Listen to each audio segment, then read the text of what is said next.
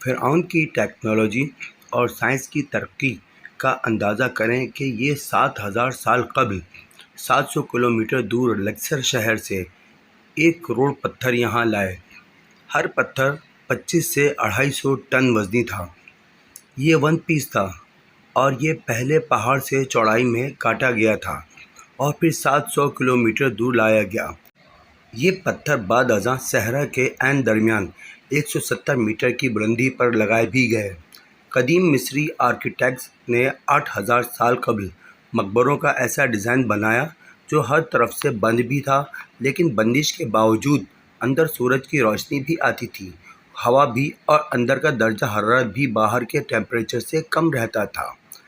ان لوگوں نے 8,000 سال قبل لاشوں کو حنوط کرنے کا طریقہ بھی ایجاد کر لیا، اور یہ خوراک کو 1000 سال تک محفوظ رکھنے کا طریقہ بھی جان گئے تھے۔ قاہرہ کے علاقے جزہ کے بڑے اہرام میں 23 لاکھ بڑے پتھر ہیں۔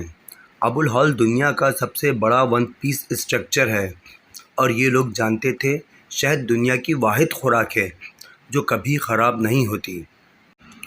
چنانچہ اہراموں میں 5,000 سال پرانا شہد نکلا اور یہ مکمل طور پر استعمال کے قابل تھا۔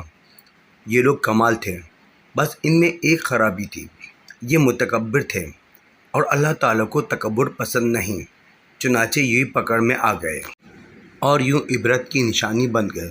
اللہ پاک ہم سب کو تکبر سے محفوظ رکھے، آمین۔